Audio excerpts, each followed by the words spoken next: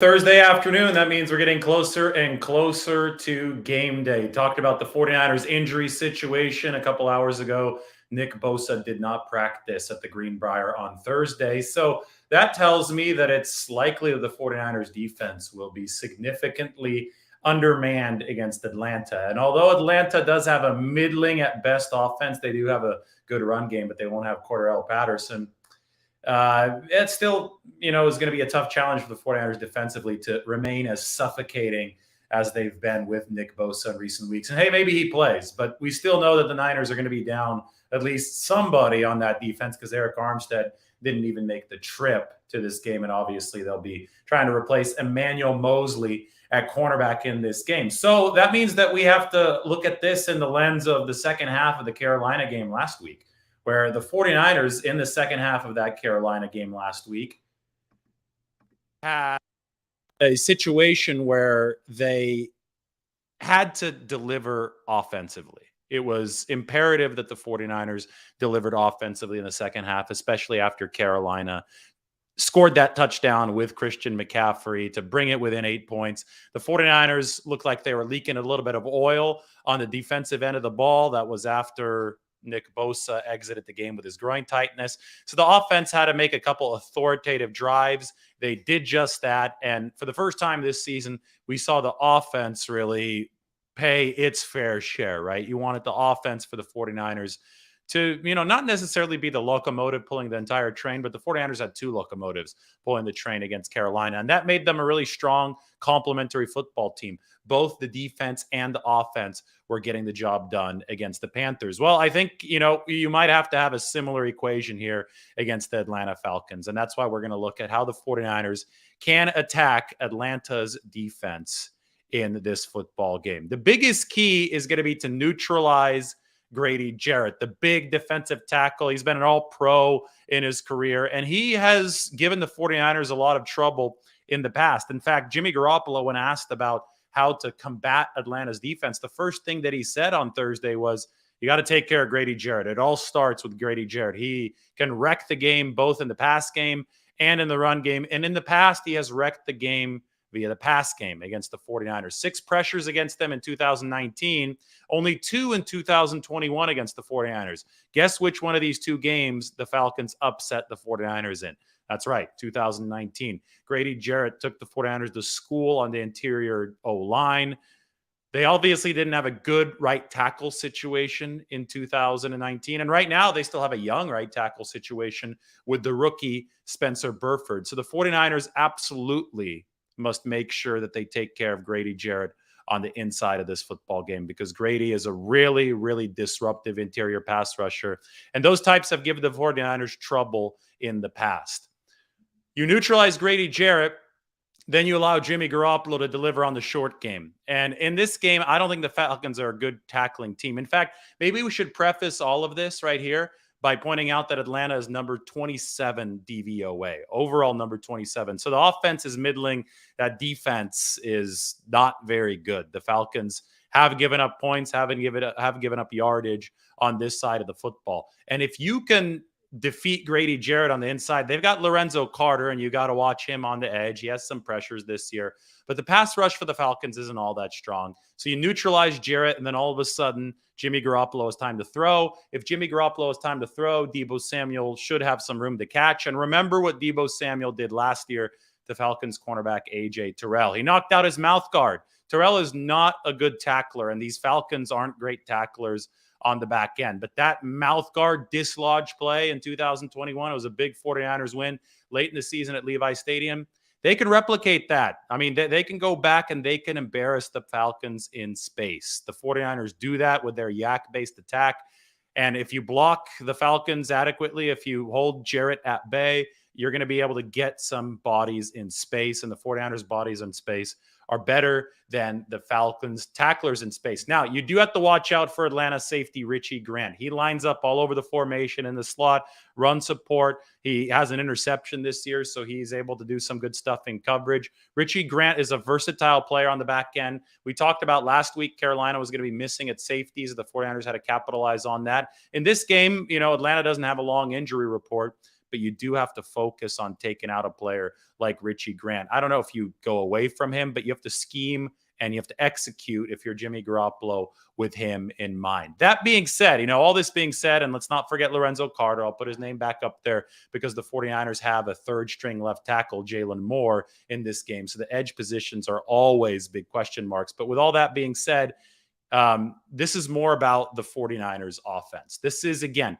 the number 27 ranked defense in the league. So this is not one of, the 85 Bears or the 2000 Ravens trying to dictate terms against the 49ers. This is the 2022 number 27 ranked defense in the league facing the 49ers. So this means that it's much more about the 49ers offense than it is about anything else. This is about execution on the 49ers end. Remember, last week, Jimmy Garoppolo spread the ball out to 8 different targets. And the 49ers are hard to beat when both Kyle Juszczyk and George Kittle get involved in the target game, because Deebo Samuel's going to get his, Brandon Ayuk is going to get his, maybe not enough to make some fantasy football players happy, but 8 different receivers, that's a whole hell of a lot, especially since all the 49ers targets are capable after the catch. So if you're spreading the ball out to 8 different guys, that's a lot of fresh legs trying to run over tired defenders. So last week, the 49ers spread the ball out nicely.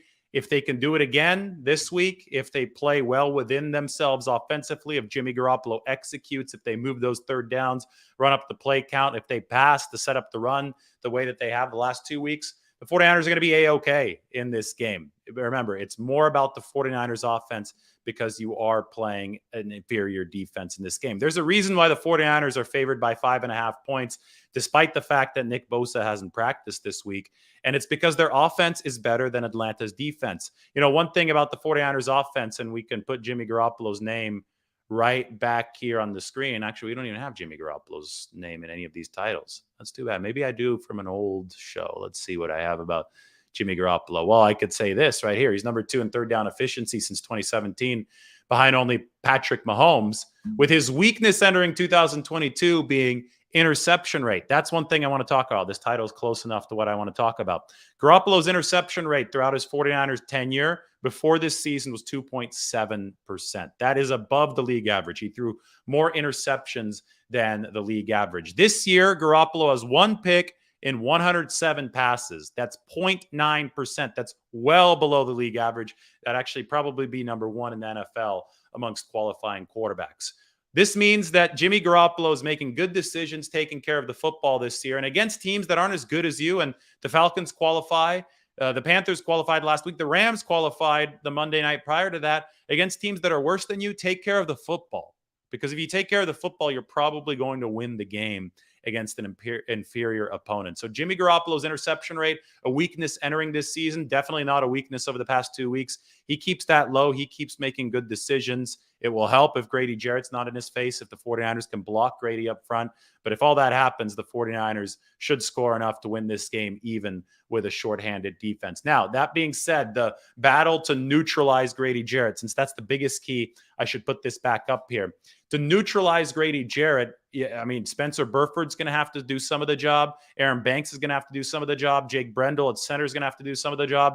These interior linemen are going to be facing one of the best interior defensive linemen that the league has to offer. And we know that Burford and Banks are youngsters, and we know that Jake Brendel is a first-year starter. We know that Jake Brendel ranks in the top 7 in the NFL in ESPN's pass block win rate among centers. So Brendel has been better than expected in pass protection. I think Aaron Banks has been better than expected in pass protection. He's had some ups, some downs. Spencer Burford has had some ups and downs, and the 49ers will probably mix Daniel Brunskill in there as well at right guard as they continue to run the timeshare at that position. But all of these guys, they're going to be tested, and this is going to be a good game of film for which to evaluate the 49ers interior O-line, since blocking Grady Jarrett is such an important task. Again, he had 6 pressures in 2019 and the Falcons won. He only had 2 pressures in 2021 and the Falcons didn't beat the 49ers. That is absolutely a key. And then, that highlight play with Deebo Samuel against AJ Terrell,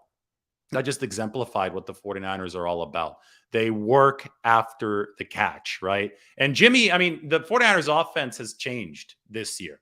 And in a good way. That's why they've been so efficient this season. But they're using the boundaries more, right? Jimmy Garoppolo's throwing outside the numbers more. That's a product of what Shanahan has done. I think it's a product of a little bit of creative tension. Remember, Jimmy Garoppolo wanted to throw a little bit more downfield, and Shanahan had some weird answers. We know Garoppolo has a lot of leverage this year in the building now because the 49ers are relying on him. But I think there's been, some good collaboration between Shanahan and Garoppolo to really evolve the 49ers offense. Because listen, Jimmy can make all the throws. I don't think there's a question about that anymore. That was just an old Twitter narrative for a while. But we saw him on the money against Seattle with the Trey Lance game plan, throwing those dimes outside the numbers. We saw him throwing dimes the last 2 weeks, especially against Carolina downfield while getting drilled. So Jimmy Garoppolo can make all the throws. And what was happening with the 49ers offense is Shanahan loves orchestrating a yak-based attack, especially with the weapons that he has. And he loves running to the outside zone, right? He loves stretching the field with outside zone and crisscrossing passes over the middle to set up yak. Those, though, you could throw a lot of interceptions with that because you're throwing into tight windows. It's a choreography. It's a timing game. What we've seen really, I think, is an inverse this year. The 49ers have used the sidelines more with the pass game, and they've also run up the middle. They've also used in between the hashes more with the run game. So whereas it was stretch the field with the run game, dice the middle of the field with the pass game in the past, now the 49ers are stretching the field a bit with the pass game, and they're dicing the middle of the field with more of a power-based run attack now, right? Heavier running backs, heavier offensive linemen. Anthony Lynn in that schematic room for the 49ers, he's more of a power run guy. So anyway, the pass offense has evolved a little bit. Yak is still a big part of this, but Deebo Samuel's going to be getting balls on the outside. Obviously, he took that pass last year. That was a shorter pass where he ran over A.J. Terrell. So the 49ers still want to break tackles in space, but they also want to set up some runs in space. They want to give Jeff Wilson some room in the middle. And because of that, the offense has evolved. The offense has definitely evolved, and I think it plays more to Jimmy Garoppolo's total skill set, right? Because he does have that arm talent for this, and I think that it's been a natural next step to combat how defenses have adjusted against the 49ers. I have a good example here for you, good statistic for you. Jeff Wilson is facing 8+ man boxes only about 25% of the time, which is the lowest rate that a leading 49ers running back has faced 8-man boxes while Jimmy Garoppolo has been the quarterback. I tweeted this a little bit ago. In 2019, Raheem Mostert was the 49ers leading running back, 32% of the time he faced 8-man boxes. In 2020, Jeff Wilson was the 49ers leading running back, 32.5% of the time he faced 8 or more man boxes. Elijah Mitchell in 2021, leading 49ers running back, 39.6% of the time he faced crowded boxes of 8 men or more. This year, after 32, 32, 39, almost 40, Jeff Wilson's facing 8+ man boxes only 25.6% of the time. Look, I could even put this up onto the screen for you guys because the 49ers, I think, with their pass game to set up the run, it's been some good stuff for this 49ers team for the run game. And they've had to do it because they don't have Elijah Mitchell. They don't have their top running back. And Jeff Wilson's more of a slasher there on the inside. So here we go. Let's share this screen with you. Check it out. And, here you have the box rates that the 49ers have faced. Lower this season than they have been in the past. But anyway, these are all some of the nuances that the 49ers are working with. I think it's more about their offense than it is about Atlanta's defense. We could talk about Grady Jarrett. We could talk about Richie Grant. We could talk about Lorenzo Carter, A.J. Terrell, whatever. But if the 49ers spread the football out, then they're going to be really hard to beat, especially against the defense that just isn't as talented as their offense is. All right, why don't I take a few questions here? We can open it up to some questions. How's everybody doing on this Thursday afternoon? I'm ready for you guys. Oh, you're guessing the jersey? I'm not telling you unless the 49ers win the Super Bowl.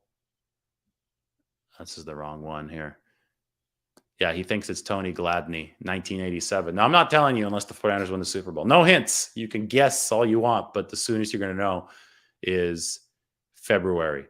You want Nick Bosa held out? I think the 49ers are leaning that way because it's going to be a turf field in Atlanta. And if Nick Bosa's held out, hey, it's Charles Omenihu time. Matt Barrows wrote about Charles the other day. We could put that up on the screen here.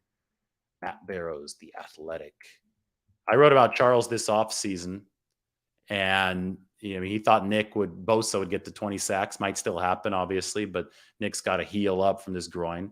Here's Matt's article on Charles. Put it up on the screen. This one came out on The Athletic yesterday. So be sure that you subscribe to The Athletic. Charles Omenihu is ready for center stage if Nick Bosa is stuck on the sideline. Either way, Omenihu's going to be featured. I mean, he has been. He's number 4 in the league in pass rush win rate amongst edge rushers. All right, more questions. Yep, Quinn Price.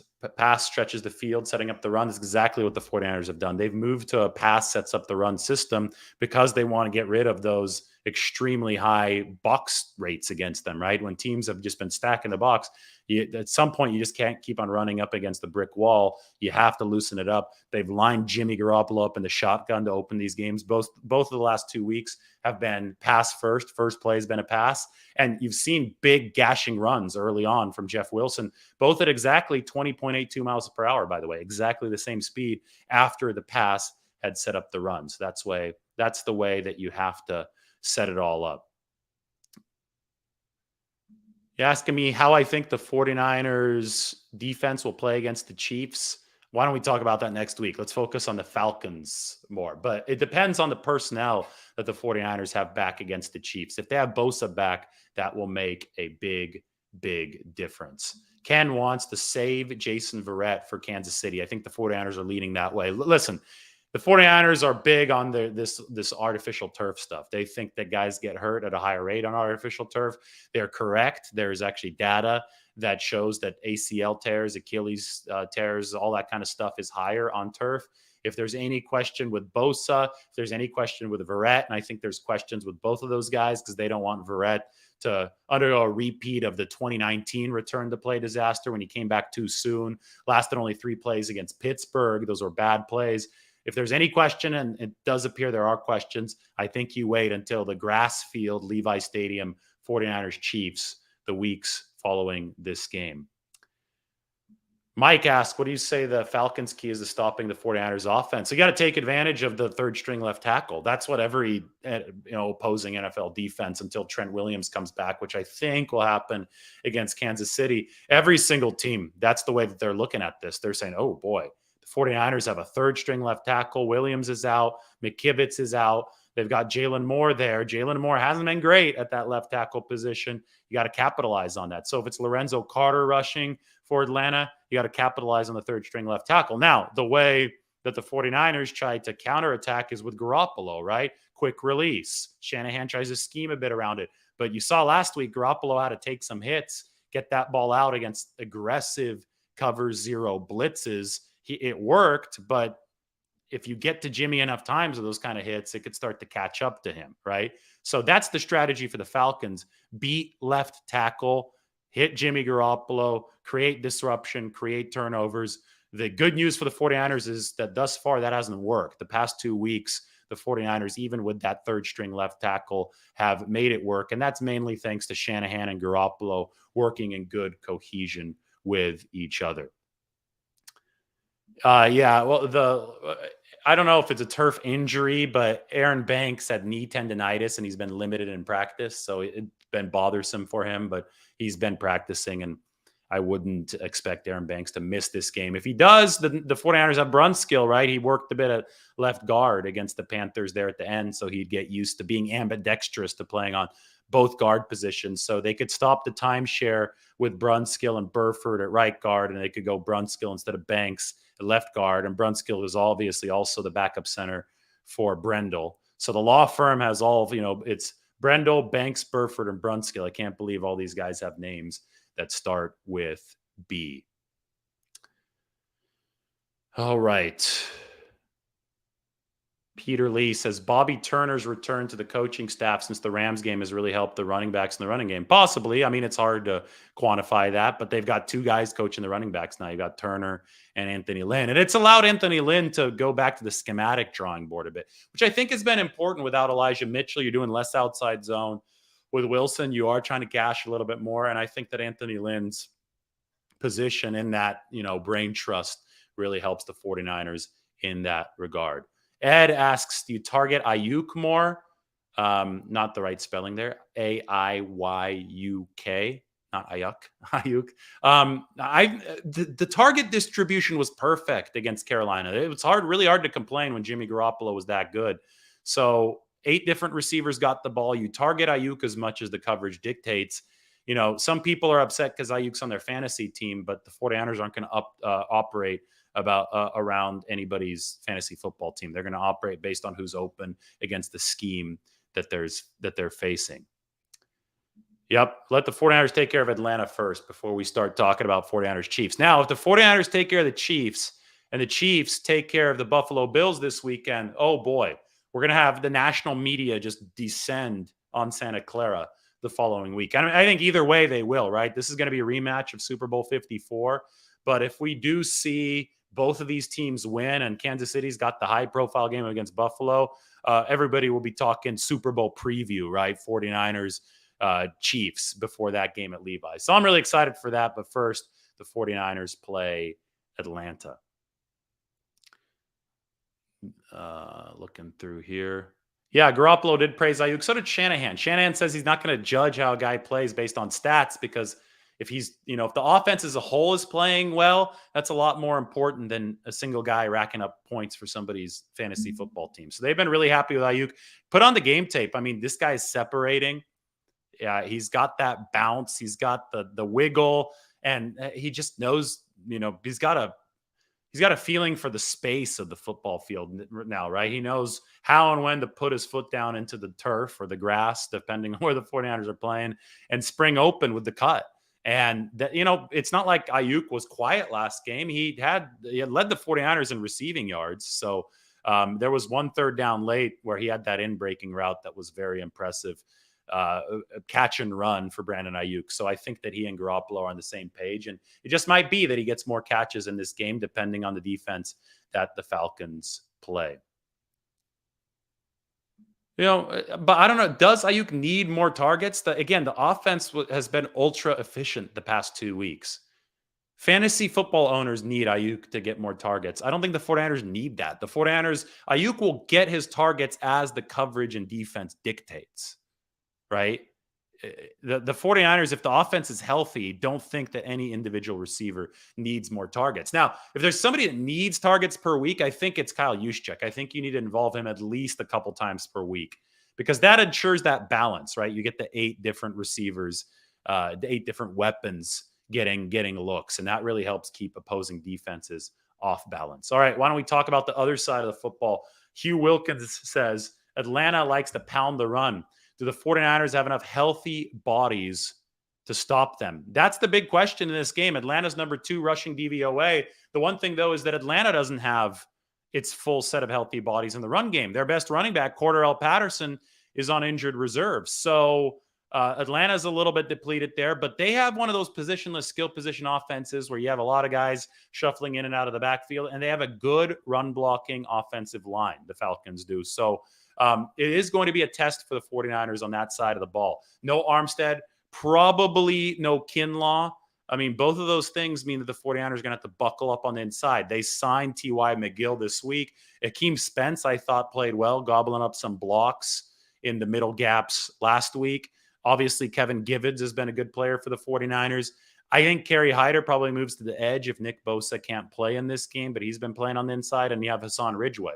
Is that enough to combat a good Atlanta offensive line? We'll find out. But again, 49ers are the number 1 run defense in football. They've given up only 3.0 per carry, and the Falcons, with Cordarrelle Patterson included, are the number 2 rushing attack by DVOA in football. Now, the 49ers run defense stats include Nick Bosa.